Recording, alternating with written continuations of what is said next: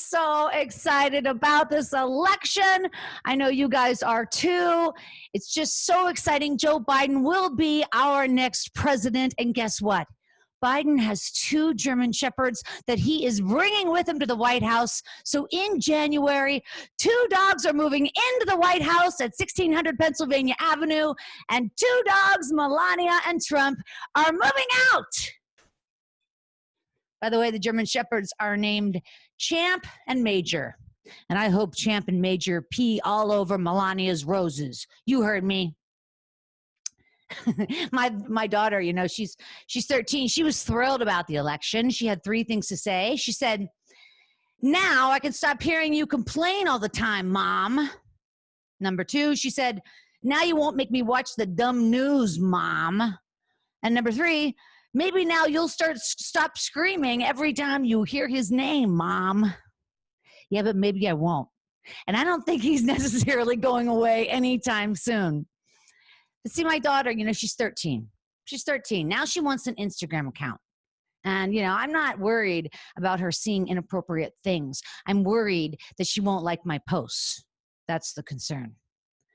You guys, I am back here tonight this is the 26th Sunday in a row that we have been live for you guys. The story-worthy hour of power going strong, and I'll be back next week for another hour, and then I'm going to take 2 weeks off. Yes, how about that? I'm taking 2 weeks off, and I'll be back on December 6th.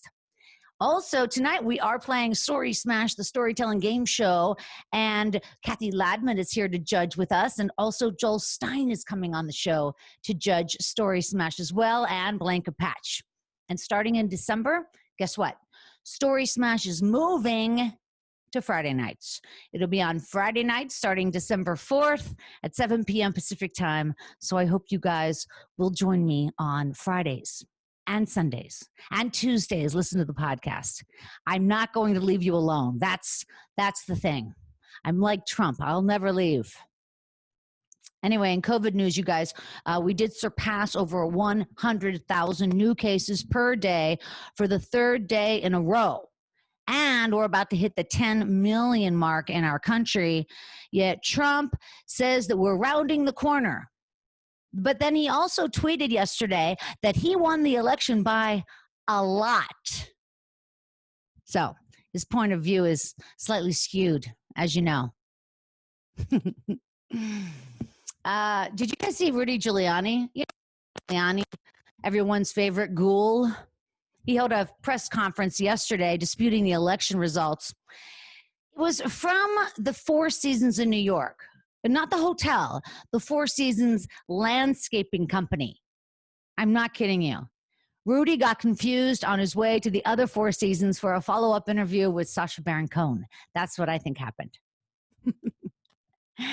All right, you guys. Now, for 500 points, this famous network host passed away early this morning. Question: who is Donald Trump? No, unfortunately, it wasn't that network host. It was, in fact, Alex Trebek, passed away. And, you know, what a career, you guys. What a career. He will be missed. And, yeah, I got to tell you, that it's astounding, you know, how many shows he did of Jeopardy. Just fantastic. All right, one more thing, you guys. I was talking to my sister the other day, and she told me that she has already fully decorated her entire house for Christmas. And there is no joke there, except for the fact that my sister has her house fully decorated for Christmas, and it's November 8th. Welcome to the show. I'm so glad you guys are here. Like I said, the Hour of Power is going to keep on keeping on. We'll be here next week. Then 2 weeks off. We'll be back on Sunday, December 6th. And Story Smash is moving to Friday, so excited about that. And you guys, if you want to play Story Smash tonight, let me know in the chat. There's a chat room, of course. We know that. And so chat it up, guys. Chat it up. All right, let's get the show started. This first talent, she's been on the show before. She's just stunning, and I just really love everything she does. You've seen her on many television shows like Curb Your Enthusiasm, Mad Men, and Everyone Loves Raymond. And she also appeared on The Tonight Show with Johnny Carson 9 times. 9 times. Now that is saying something.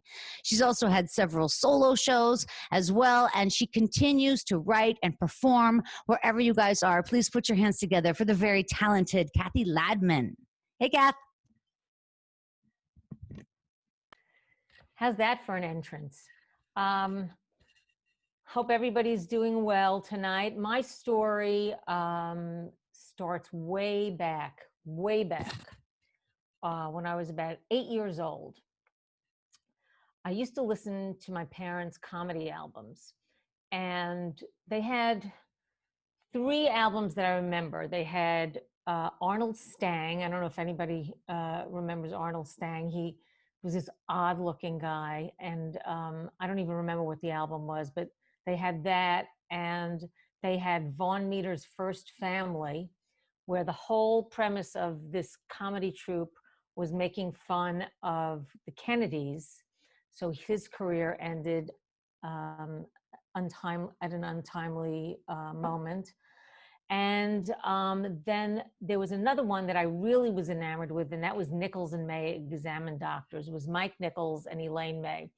And the setup in my parents' living room was they had this corner cabinet. That's how we referred to it, the corner cabinet. And there was a turntable inside of this this kind of drop down. It's kind of a combination drawer door. I don't know why I'm telling you. I'm padding. That's what I'm doing. So anyway, so you'd have to put the record on there, and then you have to very, very carefully close it so the record didn't skip, and then my father didn't get angry because he was very scary. So I would sit down cross-legged, and I would sit in front of the speaker, and I would listen to Nichols and May Examine Doctors over and over, and I memorized the entire album. It was all everything on the album had to do with doctors in some way, patients, doctors, etc. So what I would do is that when I would go to sleep at night, my mom would come up to my room, and she would sit on the edge of my bed, and I would say my prayers. Yes, I said prayers back then. And I would do a selection off the album for her. For instance, there was one of the bands of the album was called More Gauze, and would go gauze, gauze, more gauze, more gauze, more gauze, more gauze, more gauze, more gauze, a little more gauze. We don't have any more gauze. That's all the gauze? Yeah, I thought we had more gauze. We had a small roll of gauze. So it went like that. So I did the whole selection for her. And she said something like, that's nice. Excuse me. She didn't quite understand what I was doing. But it didn't stop me. I did this every single night. Okay, so cut to many years later, I become a comedian, and I go on the Tonight Show. And before I go on the Tonight Show, I'm getting ready. The day I'm going to go on to the Tonight Show for my first time.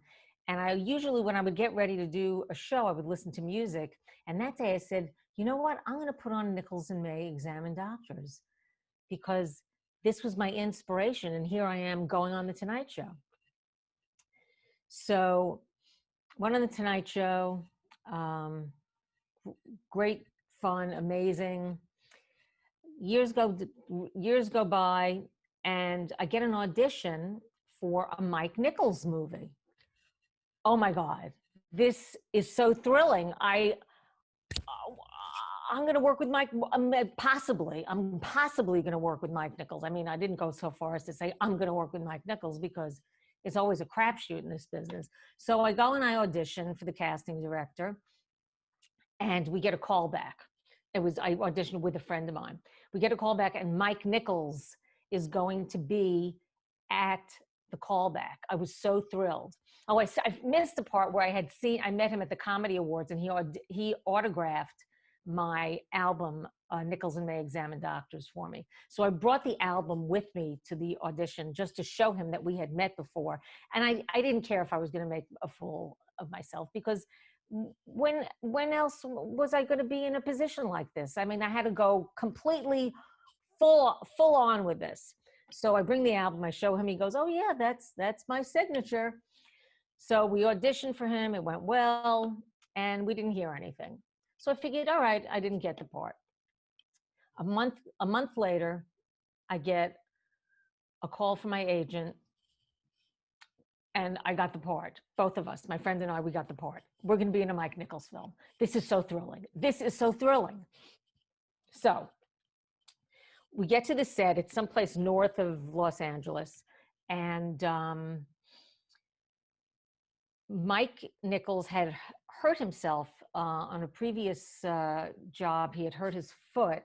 And so his foot was in a boot. So he wasn't moving around very much. And he was one point, he was standing outdoors, and he was setting up the shot with the director of photography. And I just happened to be standing alongside him, shoulder to shoulder. I mean, it was not orchestrated at all, but I was standing next to him, and something overcame me. It was not premeditated, but this is what came out of my mouth: gauze. And he said, gauze. And I said, more gauze. And he said, more gauze. And I said, more gauze. And he said, more gauze. And we're both of us, we're doing this bit. And what happened was, I had started with his part. He was doing Elaine May's part. And I got so flustered. I went, oh my God, I can't believe that I'm doing this with Mike Nichols. You don't know what it's like to do this with Mike Nichols. And he said to me, you don't know what it's like to be Mike Nichols.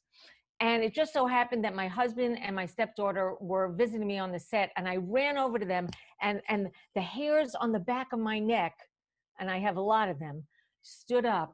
I was so excited. This was a thrilling circular occurrence in my life, from the time I was 8 years old and memorizing this album to working with Mike Nichols on a movie set. It was, I'm here. It was an amazing thing. And here is the album. And there is Mike Nichols' signature. And I've got to get Elaine May's signature. Somehow I've got to get hers. But I do have Mike Nichols' signature. And there you have it, folks. That's my story. Wow, that's so exciting, Cathy. That must have been such a moment for you. It was amazing. And it's like nothing, I don't think anything has ever really come close to that. Yeah. As far as like really connecting with my past and my present, Yeah. What was the gauze line? What was that? It was it was a nurse and a doctor in I didn't set this up properly. I should have told you that. It was a nurse and a doctor and a nurse and a surgeon in an operating room. Right. And so he asked the nurse he has gauze. She says gauze, and he says more gauze, and she says more gauze, more gauze, more gauze. And what happens is, it turns out that he is in love with her, and she is rebuffing him. And it turns out that he compromises her and makes her say that she'll marry him, or else the patient's going to die. Basically. Wow. That's funny. But anybody who doesn't know Nichols and May, look them up and listen to them, because they were a brilliant comedy team. Brilliant team. And I had Phil Rosenthal on the show before, Cathy, and on Storyworthy, and Phil was telling me about when he ran into Elaine May and they had lunch in New York and stuff. So she's still alive, and maybe it'll happen. Maybe, you never know. Maybe if you talk to Phil, Phil might have a way to get to her. I think that's a good idea. Okay. Thanks, you want me Cathy. to go away now? Yeah, now you go away, but don't go too far, because you're coming back to Judge Story Smash. Yes, I know. Okay, goodbye, everybody. Hooray. Thank you, Cathy. All right, you guys, this next talent is a producer and a storyteller and a creative consultant who has been the Los Angeles-based Moth producer since 2010. The Moth, you guys, it's that storytelling show that started in New York City in 1997, and it's been in LA now for quite a while. And that's how I started my podcast, actually, because I started going to the Moth And, you know, people get up on stage and they tell these true 5-minute stories. But when their story's over, you know, the host comes back and they're like, okay, here comes the next storyteller. And I still have questions from the first guy. You know, I still have questions about that story. So I would start chasing people to their cars. What happened next? Anyway, so through storytelling and my own curiosity, those two things created Storyworthy. How about that? And this guy is very involved with Moth. Like I said, he has been the producer since 2010. And he's also a regular contributor to the New Yorker Cartoon Caption Contest, which is so fun. And he's also, he wants me to tell you, he's an active member of several major corporations' customer rewards programs. Wherever you are, folks, put your hands together for Gary Buchler. Hey, Gary.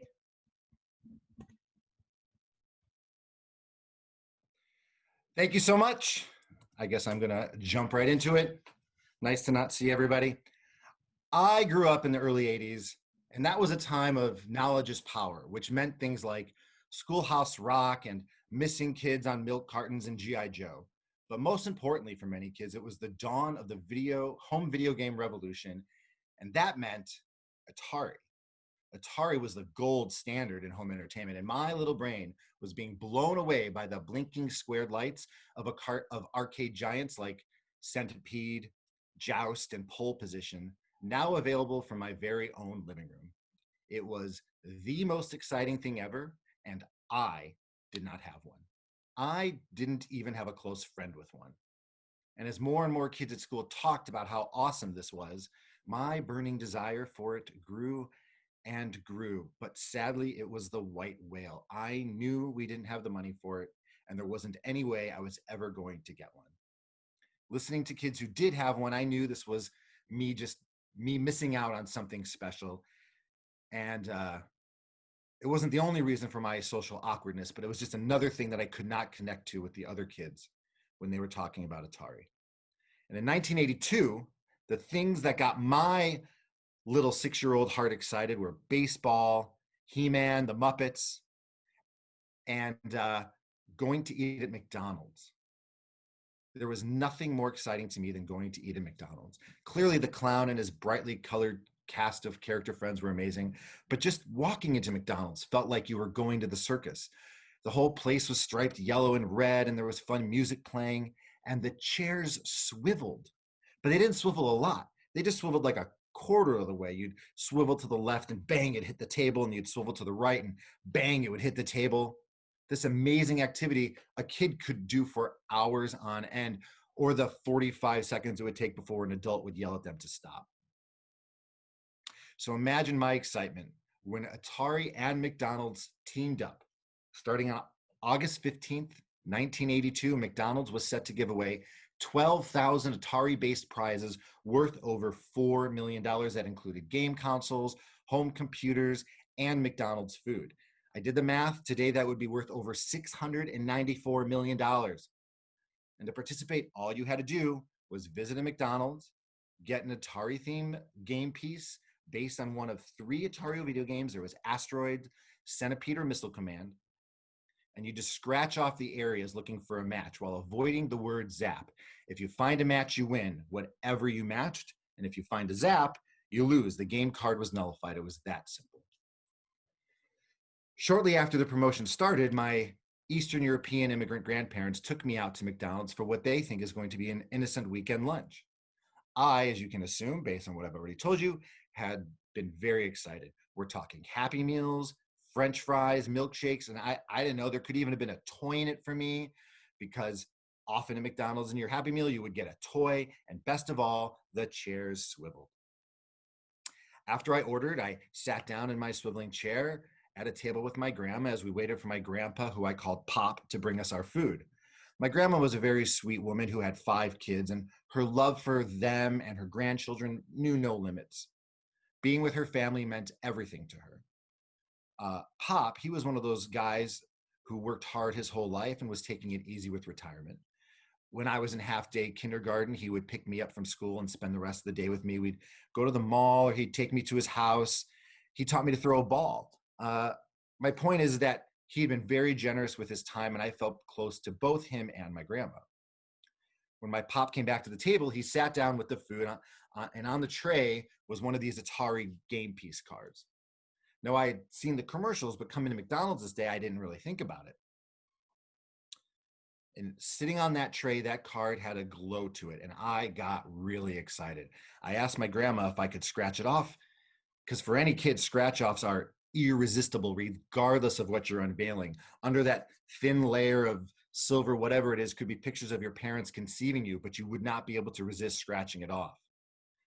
In this instant, I was in the position to win an Atari, which would not only mean hours of home entertainment, it would also mean acceptance and belonging by my peers. My grandma, unaware of the power that lay before us, gave me a penny and told me I could scratch away. I took a deep breath and I started to scratch off spaces. There were 10 spots, and all I needed were 2 to match. Just 2 and no zaps. The zap, that was the card killer. First scratch off, fries. Okay, it's not bad. Not what I was looking for, but it's not a deal breaker. Still in it. Second space, and I hit it. Atari. This shit just got real. We are in this thing. This now means something. This has purpose. Number 3, milkshake. All right, that's okay. That's okay. It's not a deal breaker. So let's go on to the next one. What's under number 4? Under number 4, just can't be a zap. Just can't be a zap. And what is it? Atari. Bam. Winner. I won an Atari, and I was finally going to be the owner of an Atari. I was going to be the owner of an Atari, not just an owner of an Atari, but an Atari I won at McDonald's. How cool was that going to be? And I wanted to go right to the counter. I wanted to go immediately to claim my prize.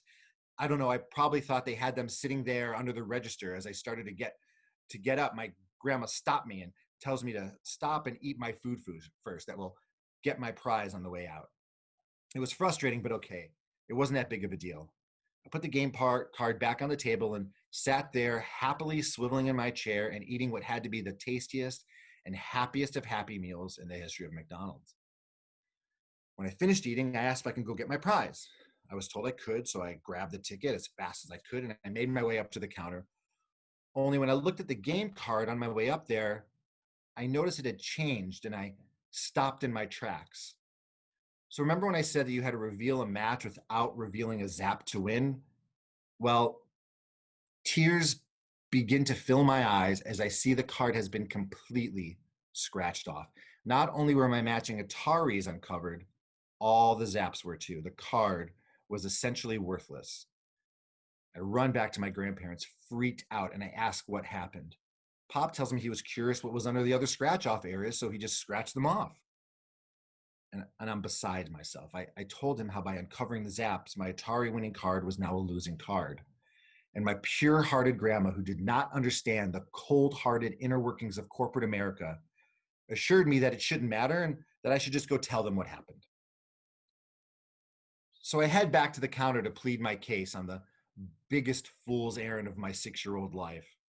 And with nothing but pure desperation fueling me, I try to explain to the person behind the counter what had happened, but there's nothing the teenage minimum wage worker can do.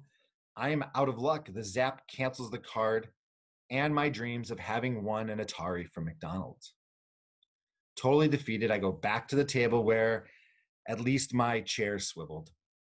It was the 80s. It was a time of Schoolhouse Rock, missing kids on milk cartons, and G.I. Joe. Only in this case, with McDonald's and my grandpa, my pop, knowledge was not power. Thank you. Wow, Gary, I was right there with you. What a wonderfully told story. Way to go. I love that. Thank you so much. And so did you continue to love McDonald's? I mean, was that the only fast food in your town or what? I think I had an appreciation for all fast food, but I feel like it's, Pepsi and Coke. You know what I mean? Like, yeah, I don't drink soda, but it's like, the Coke is the big one, but if Pepsi's the only thing available, then you drink a Pepsi. Yeah. Well, I'm gonna agree to disagree on that. But my point is, I don't drink any of it, so I'm assuming. Yeah, I get you. No, but like where I grew up, we only had a Burger King. We didn't have other fast food, so it was all about the Whopper. And Gotcha. finally, when I was about 17, McDonald's came into town, but it was, I guess we were kind of rural, so there was not much there. So from McDonald's, what did you collect from there? Did you collect anything? Because like from Burger King, we would get these glasses. It'd be like it'd be like the Grimace and the Hamburglar and the Mayor McCheese. Did you collect anything from McDonald's? I mean, there were the Happy Meal toy series that would go through, and I remember some of those, keeping some of those. There was one where they had the Looney Tune characters, but in DC superhero outfits. And I Wow. remember they had the Tasmanian Devil was the Flash, and that one was cool. Yeah. And then I think Daffy was Batman, and I remember that one looked good too. Do you still remind your dad about him scratching those off? Like, is that a running joke in the family? It was my grandpa, but no, Oh, he's yeah. he's long gone. Yeah, well, that's not funny anymore then. I go on his grave and I remind him. Yeah. I stand on his grave and I say, "Do you remember that fucking time? God damn it, Pop. Ruined my life." Shit. One more thing. How are your 4 children doing? I know you have 4 children, including a set of twins, which I think is so Yes. sweet. How's everybody? Everyone's doing good. Trying to stay Homeschooling. positive and homeschooling, trying to stay positive, focus on what we can be grateful for. Do they Everyone each has have? their moments. Did they each have to have a desk and a computer like each kid? Right? Well, we have 2 that are in middle school, so they've got little desks and computers, and then the twins are in 3rd grade, so they have their computers and headphones, and they sit at the same table. Yeah. Wow, that's something else, man. Yeah. Well, good luck to you. Tell Cricket I said hi, okay? I will. Thank And you. stick around for Story Smash if you can, okay? Okay. All right, thanks. All right, you guys, this next talent coming to the stage, she's fantastic. She began doing improv and sketch comedy in Minneapolis at Dudley Riggs Theater, and then she moved to LA in 2014. So she's an actress, she's a stand-up comedian, and she's a writer for Netflix and Paramount. Now, you've seen her on TV on Pretty Little Liars and Days of Our Lives. Plus, check this out, she is a 2-time Story Smash champion. So we're excited to hear her spin the wheel a little later as well. She lives here in Los Angeles with her husband and her beautiful, beautiful little daughter and a tiny itty bitty dog named Yogurt. Please welcome Don Brodey. Hey, Don. Hi. Hi. Hi, everybody. I do have an itty bitty dog, Yogurt. I'm very sorry. He will not be making it onto camera. I should have pimped him, and then I can't even deliver. My story takes place in Minneapolis, Minnesota in March of 2004. I am 22, and I've just graduated from the University of Minnesota Theater Department. Very prestigious. Very, very serious actress. And there's one like talent agency at the time in Minneapolis, St. Paul. And I got an agent like that, I know, right out of college. And on day 2 of having an agent, they call me with a book job. Now, Cathy probably understands the lingo. A book. I mean, you know, sometimes they got to audition, then you get called back and they do whatever, but this was like a straight book.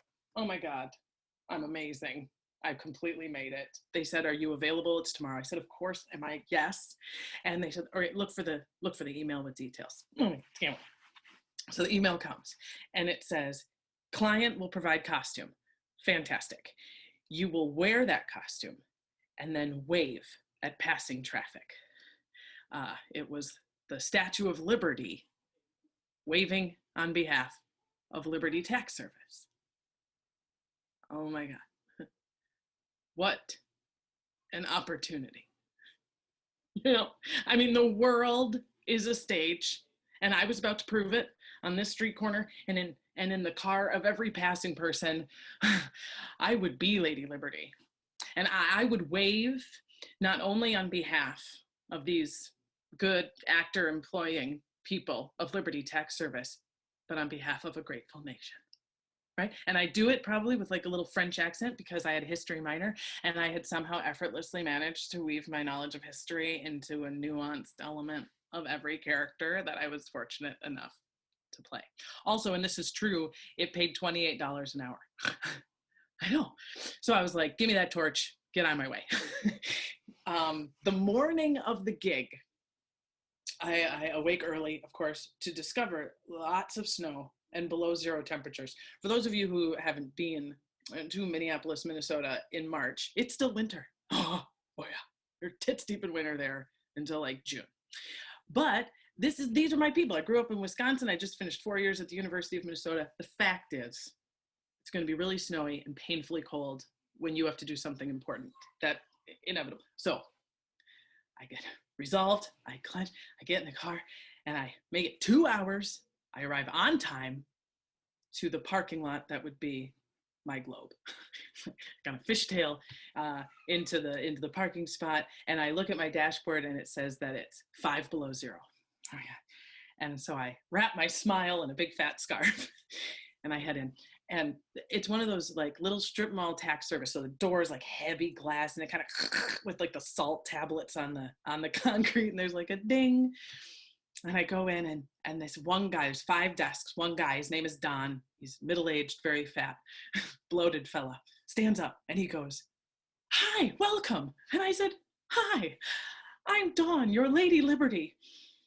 And he melted like a candle, like a cracked egg over his face. His face got sad, and then his shoulders slumped, and then he just sat down, and then he put his forehead on his desk. And I said, "Okay." And he said, "I knew I couldn't cancel, but I didn't think you'd show up." And he explained to me that he woke up and saw the cold and the freezing, and he was going to cancel me, but he saw there was on the contract, it said no same day cancellation. And he's explaining this to me, and he gestures over to the chair with the costume on it. And he's like, "I can't return that yet either." Some of you may be familiar with my brothers and sisters who've worn the Lady Liberty uniform. We're often waving at you in March. You know, crown, torch, robe, sash. And I said, "You know what, Don? We're going to do this.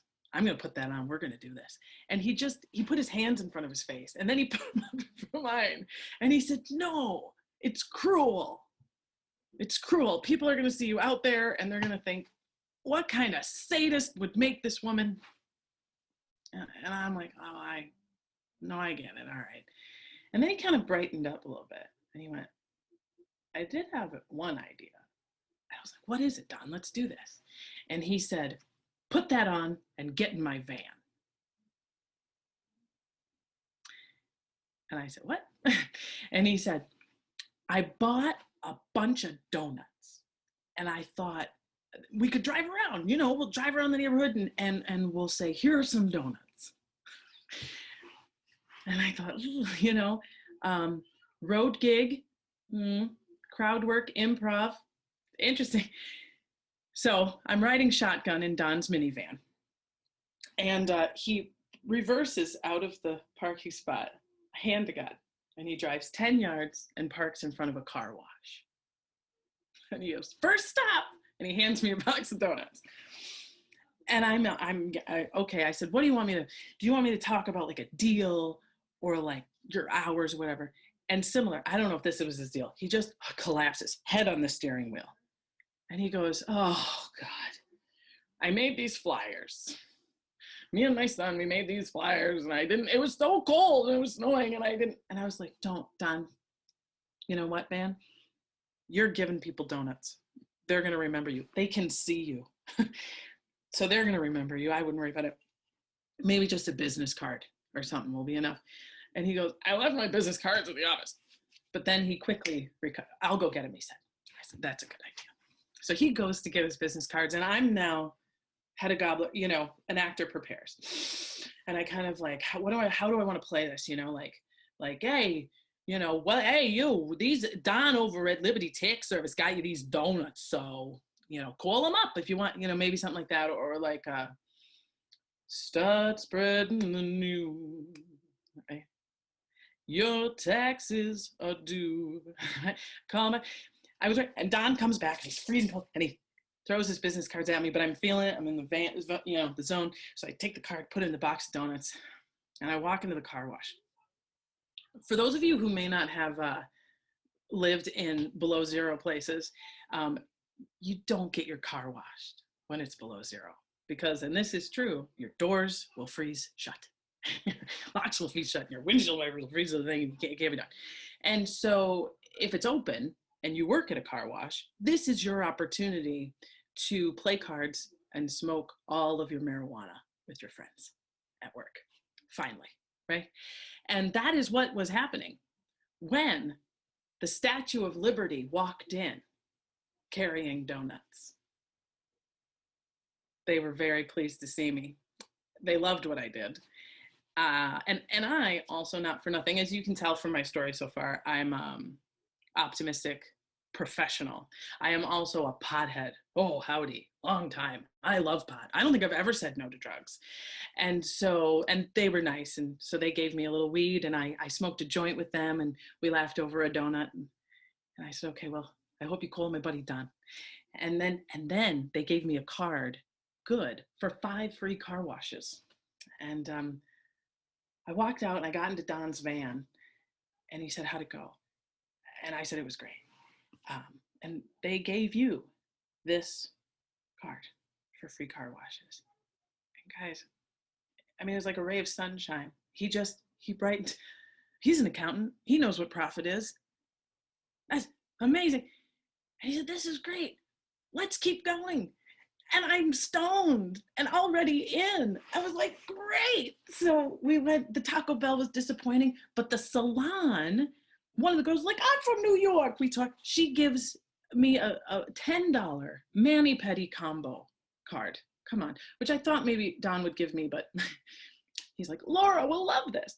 You know, I had to strong arm the people at the China Palace. They were not interested. And I was like, you know, you don't got no calendars, nothing? Come on, Don, you know. So we did get that. And at the end of the day, we got back a couple hours to tax service, and Don was downright giddy. He had treasures, he had made contact. He was so excited. And he said, on my way out the door, he said, hey, Don, I just wanted to tell you something. This, what we just did today, this was Jesus Christ working in my life. And I thought, it's close. It's art and cannabis and donuts. The Holy Trinity. And that was my first professional job. That's my story. Wow, that's an amazing story, Dawn. That is so funny. Did you get to keep that costume? Oh, no, I wish. Are you kidding me? I would have worn it tonight. No, it was one of those, 100 people had worn it, Oh, I see. The best case scenario is it's drenched in Febreze. Yeah. Oh, that's so funny. There was a girl, yesterday everybody was honking in the neighborhood and stuff, and a lot of people out in the streets. And there was a girl walking around as the Statue of Liberty in the costume. It was great. It was so funny. Was she doing the voice? Because that's how you know if they're real. How funny that you were actually trying to think of how to play it. Like you were serious. I was 100% serious. I was so excited. Are you kidding? I mean, I get it, stupid jobs. I get so excited, but like, it was a book. It was a booked job, a costume and an accent and a paycheck. And I was like, finally, Well, that Brad Pitt got his start here on the corner of Sunset and La Brea, in front of El Pollo Loco spinning. He was a spinner for El Pollo Loco, and he wore a chicken costume. Sure, but he's like gaga gorgeous. Well, you are too. God bless your lens. You do have special lens covers. Thank you so much. Not wrong. Thank you, Dawn Brodey. You're the best. Thank you. Kiss that little Beatrice for me, okay? Can't stop. I'm addicted. Oh, she's the best. And we'll see you for Story Smash in a couple minutes. So anyway, you guys, we have one more storyteller after me, and then we will be heading right into Story Smash. I see Blanket Patch is already tuned in. Maybe he's listening because I think he'll enjoy this story that I have. Okay. Back in like 2014, like 6 years ago, I had Russian comedian Yakov Smirnoff on my podcast. Do you guys remember Yakov Smirnoff? He's about this high. And he always would say, what a country, or he'd say, in America, you find party. In Russia, party finds you. And so he did the Russian reversal. And anyway, so he comes on my show because he was pitching something. And after the show, we became friends because great guy, really nice guy. And we would, exchange emails, and we'd meet for lunch sometimes, and, very, just very professional, as it were. And then he asked me if I could help him with social media because he's not very computer savvy. And I say, yes, of course I will. I charge this or that, and he pays me no problem. And I end up doing his social media for over a year. And so as I did more of his social media, I started seeing him more often. We would meet, like I said, at a library, or he'd take me to lunch. I mean, were we dating? No, we weren't dating. My God, he's 15 years older than me. No, I'm not dating Yakov Smirnoff. But we keep doing this, and we're going out to dinner, and now we start to play tennis, and I love tennis. And so he's pretty good. I can beat him, but so I see him more and more, his social media more and more, all is well. We're friends. Everything's fine. But about 6 months into meeting him, one day out of the blue, he gives me a call and he asks me if I want to go on a cruise ship with him from Mumbai to Dubai. Do I want to go? Bye-bye. I'm like, what? I can't go on a cruise ship with you. How long is the trip? 2 weeks? No. I have a 7-year-old. I can't leave for 2 weeks. And then he said, but Christine, I pay for everything. So I said, Alabama, Mama's got a trip to go on, but I'll be back soon. So I go. So Yakov Smirnoff and I leave Los Angeles, and we fly to Paris, and we have about an 18-hour layover. So we go into the city and we do some things. And then we fly on to Mumbai. And by the time we get to Mumbai, India, it's like 35 hours of traveling. So we're both really tired. And we get a car to take us to our hotel. And we get to the hotel. So, by the way, traveling through India and, about an hour-long drive, I've traveled extensively because I was a flight attendant, but I've never seen anything like India. I mean, there's just the population, the sheer amount of people is just unbelievable. And you see these slums, and, they hold thousands and thousands of people, and there's dozens and dozens of slums. So it's really eye-opening, but also there's a lot of bright colors, and that's pretty. And anyway, we get to the hotel. I go in to get my wallet to tip the driver a couple of dollars, and it's then that I realize I don't have my wallet. My wallet is gone.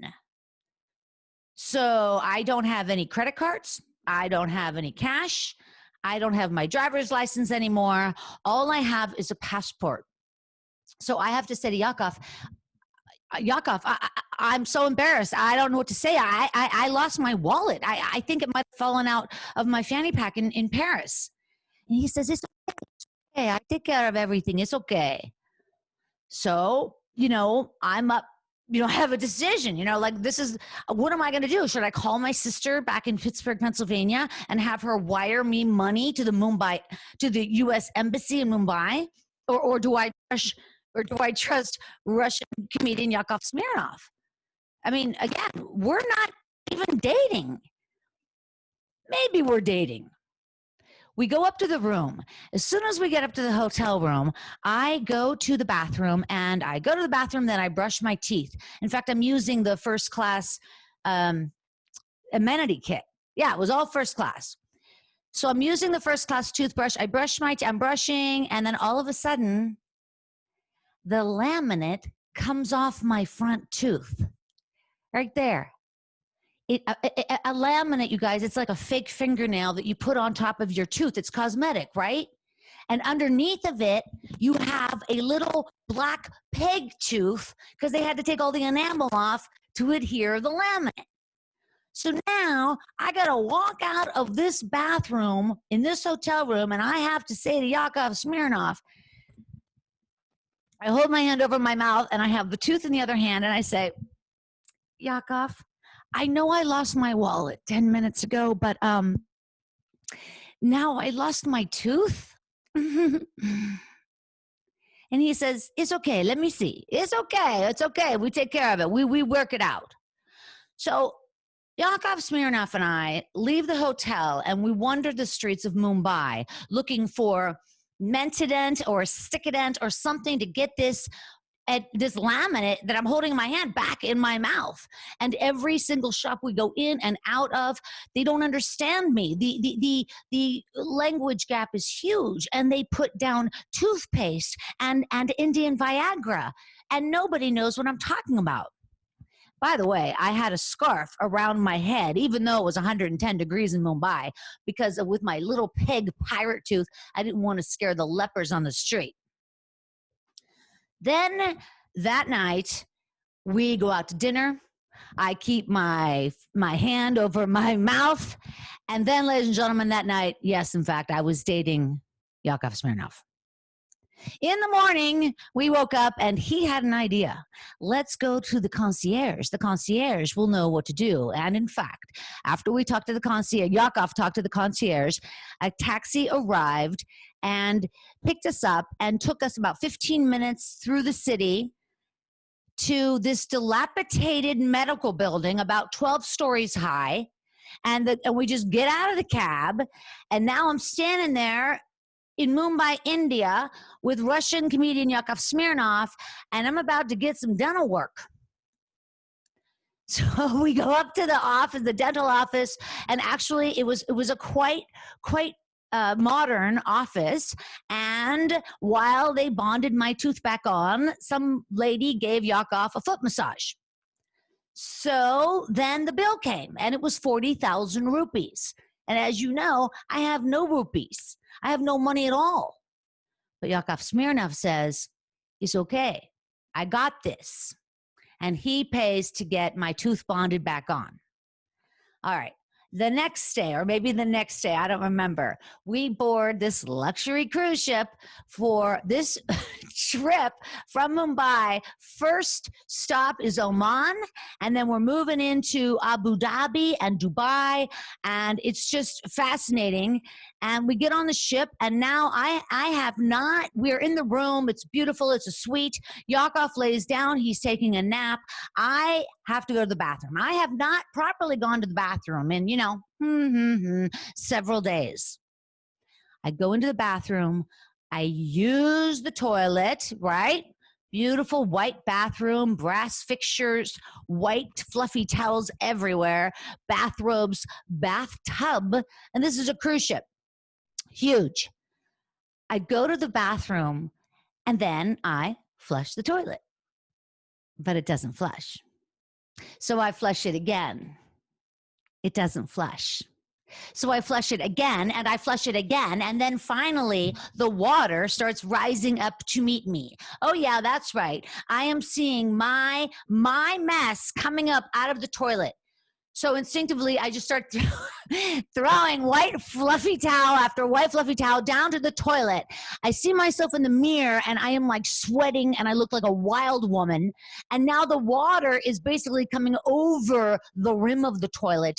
And I lunge for the door. I get out of the door. I take the fluffy bathrobe towels off the back of the door, throw them there on the floor, and I leave the bathroom.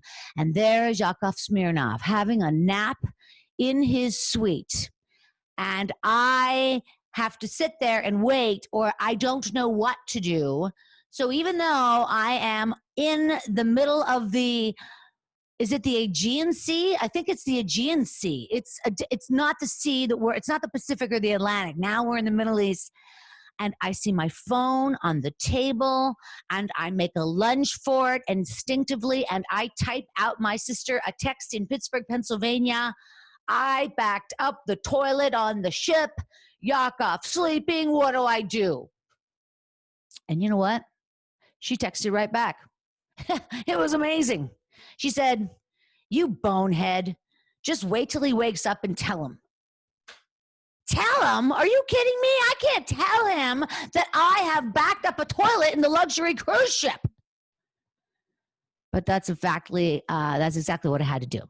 I sat in the chair watching Yakov Smirnoff sleep. And when he woke up, I told him the situation, and we left the room. And when we came back, magically, everything was taken care of. We had called the concierge, whatever, and it was just as a luxury cruise ship should be, perfect as normal. And that was a lovely trip. Now, I will tell you, the after story is that I continued to date him for a little while. In fact, we went on another trip, which I'll tell you about another time, through Turkey and Greece. But I will say this. At the end of the day, what happened was I realized that he was a Republican. Like, I don't know why this didn't hit me before. And a couple of the things I realized is because, like, he said to me once, Christine, I don't mind woman with career, but I don't want career woman. And once he said, Christine, there will always be millions of people that are very rich and millions of people very poor. What do you want? I looked at him and I said, actually, I'd like to date a guy a little taller. Anyway, all right, you guys. So there's a story for you, and I hope you enjoyed it. Luckily, I got my tooth back, my daughter. All is good. All right, you guys. Thanks for listening. Too funny. You guys, listen, we got one more storyteller coming up, and then we're going to start Story Smash, the storytelling game show. And this final guest, you guys, he's a host of the storytelling show Risk, which is a fabulous show out of New York City, hosted by Kevin Allison. And like I said, David does the shows here in Los Angeles. And he's also a member of the Groundlings Sunday Company, which is a pretty big deal around here. And his stories have been on NPR, The Moth, BuzzFeed, and many more. And his memoir about growing up gay and goth in Texas is called Bad Kid. It's based on his New York Times Critics' Pick solo show of the same name. All right, you guys, please welcome the very fabulous David Crabb. Hey, David. I hope you know that it was a choice artistically and you support me. I'm so happy to be here. I was listening to the story 2 stories ago, and it made me think of living in Detroit for 2 years, and I'm so glad I do not live in that cold weather. I could not do it, donuts or not. So, you know, today's an important day. The election, you know, was the last 8 years, seemingly. And I wanted to tell something like super deep and layered and nuanced about politics and living in America. And instead, all I've been thinking about literally the last 24 hours is just how much I miss my mommy. I'm not ashamed. I miss my mom. I've called her a couple times. I want to hug her real hard. My mom's name is Jerry. She is a tiny little redheaded woman from Newfoundland, Canada. If you've never met anyone from Newfoundland, they sound like a drunk leprechaun. My mom is very short and very busty, so she's kind of a little, like a top-heavy little gnome. And growing up in San Antonio, Texas, as a kid, with her as my mom, you know, she really like stuck out, right? People were like, what are you? My mom, my parents divorced when I was 2, so my mom raised me on her own. My mom, especially in Texas at the time, was known for being a loud, liberal, anti-anything conservative lady. And when I was far too young to read it, she got me this book. This book is called The Facts of Love. It is a sex education book for kids that are honestly way older than the age I was when she gave it to me. I want to sort of show you a few pictures. You know, I love doing Christine shows, but I never really get the idea on stage to use visual aids. So here we go. If you've never seen sort of sex education books from like the late 60s, 70s, early 80s, there's a lot of disturbing pencil drawings. Here is one, and if this is on a podcast and you can't see the picture, it's sort of a pyramid of naked children growing into adults. It looks like some sort of people of praise, very terrifying sort of cultist nonsense. It's showing a little naked girl grow up to a woman, a little naked boy grow up to a man, and they sort of form a pyramid near the middle. It's really something. There's another picture here that I want to show you from the Facts of Love. This is just a number 2 very soft pencil drawing of a circumcised and uncircumcised penis. Again, I just want to say that this book is clearly for like maybe 10 or 11-year-olds, and I think I got it when I was 6 or 7. That picture haunted me. When I was far too young to know what this picture meant, the picture I'm showing now is of a beautiful sort of Rob Lowe lookalike. He's a shirtless young man, maybe 18. He's gazing at his naked torso in a mirror, wearing like a medallion on a necklace. This gave me very funny feelings. This made me want to sort of hug, Kirk Cameron very hard. And then this is the picture that really haunted me. This is the one that really did it for me. This is a photo. It's a pencil drawing of a young woman's body, headless, because I guess her identity is not important. It's just her body. And over the beautiful contoured pencil drawing, there's just a very hard sort of marker drawing of essentially sort of her reproductive organs. Now, this picture haunted me because as a 7-year-old, I remember I saw this, and for years I thought, oh my God, behind the vagina in the belly of every woman, there's the head of an elk. That's how I processed this image. And, I told my mom about this years later, and she said, well, you knew what a uterus was. She's very, again, proud of herself for making sure that I was informed and knowing that she was a liberal progressive mother. Now, my mother was very into me being educated about sex and sexuality, like obviously at a very young age.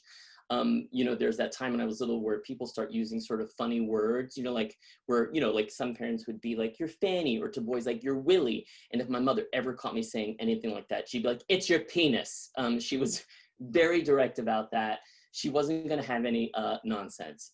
Again, my mother, super progressive, really, and I went to so many metaphysics and tarot seminars by the time I was 9 years old. I can't even tell you. Now, when I was a little boy, I went through a phase, as many boys go through, where I seemingly discovered my genitals. If you are a parent of a young boy, or you're actually, for anyone, you know that boys go through a phase when they're a little boy. And I still remember to this day when I was in the bath, and I looked down one time in the bath, and I was like, what is it? It's a toy. And my mother talks about how I seemingly became obsessed with playing with myself, as many boys do, but I became obsessed with it in a specific place.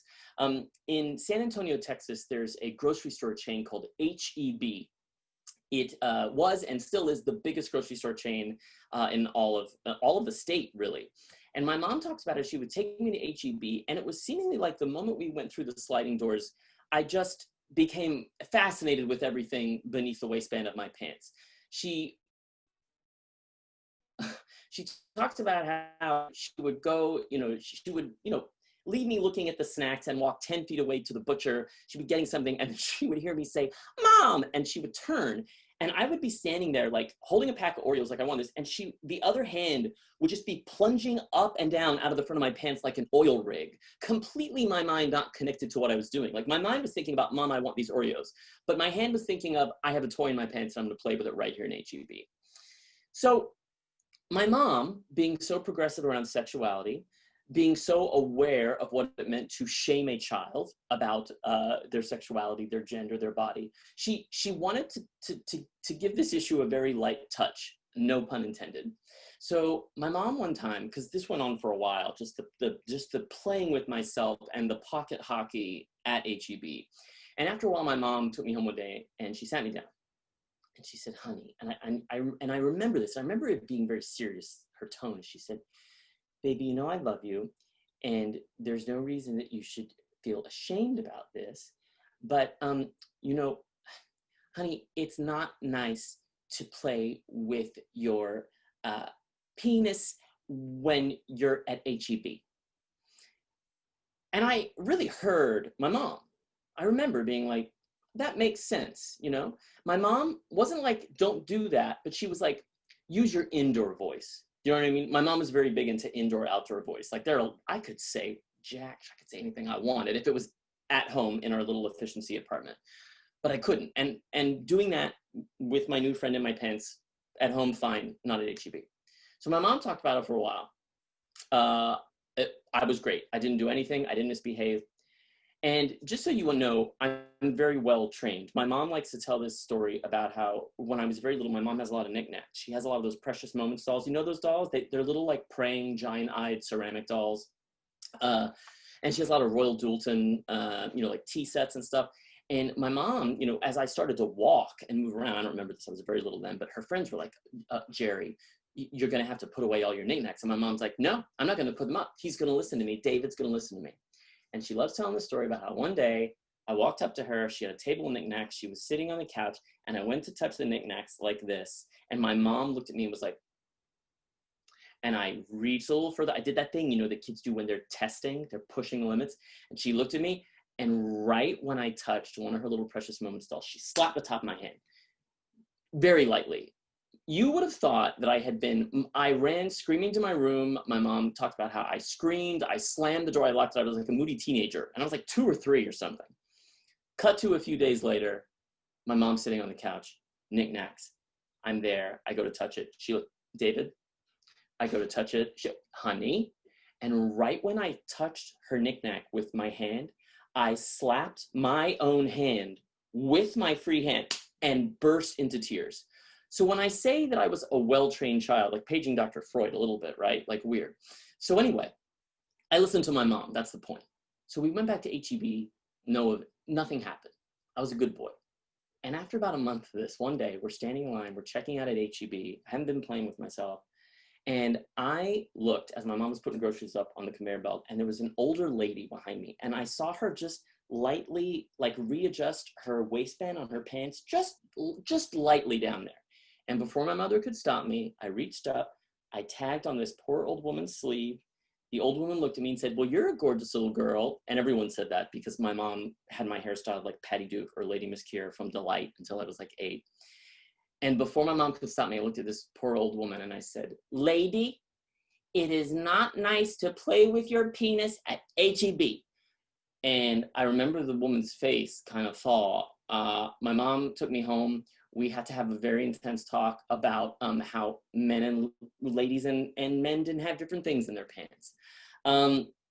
My mother has continued to be so progressive and cool with me. She lives in a subdivision in Texas. She has been flying her Biden flag and her gay pride freedom flag, surrounded by Trump flags for years. She belongs to P flag. She won't tolerate a lot, and she has been so happy since yesterday for all the obvious reasons. And you know, this kind of behavior goes on because now she's a grandmother. And I have a little niece, her name is Kat, little beautiful girl with big chubby cheeks. And when Kat hangs out with my mom, she likes to say baby once because her mom, my sister, has her calling herself baby, like baby's thirsty. And my mom, it's like penis. My mom won't have it in the house. She's like, you need to say your name and ask me what you want. So my mom and Kat were at HEB. This happened last week.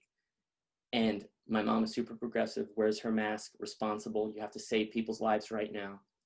She has my little 2-year-old niece wearing her mask, and they're in line at HEB, and they're standing there. And my mom didn't see it happen, but a woman got too close to my little niece's back. And before she could stop it, my niece pulled off her mask, turned to the lady and said, make baby sick. You make baby sick. She's 2 years old. So my mom is still spreading the liberal, confrontational, open-minded gospel. I know what a uterus is, and I cannot wait for all this COVID nonsense to be done because I haven't seen my mom in over a year now, which is a first in my adult life. And I miss her and I love her so much. And thank you. That's all I got. Wow. Hey, great story, man. Really great story. I love your mom. I also haven't seen my mother in a year and a half, and my daughter hasn't seen them either. So yeah, it sucks. It really sucks. Yeah, really sucks. I know. We're going to get there. We're going to get there. We're going to get there. And the books were really funny. I totally remember some of those books. The drawings are so funny. And my daughter, she doesn't have the books anymore because she's, 13, going to be 14. But a couple of years ago, I had so many great books for her. They're very different now, as you can imagine.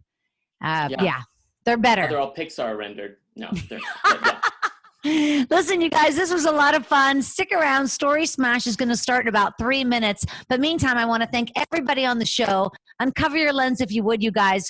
Gary Buchler, so great. And Don Brodey. And the amazing Cathy Ladman. And, of course, David Crabb.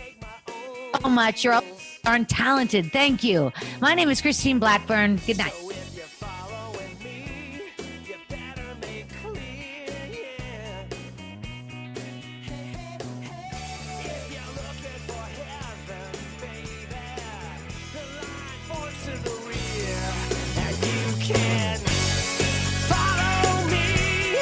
Follow me, I'll take you down to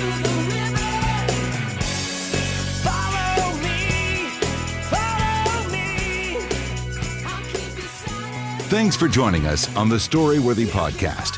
We'll be back next week with all new stories.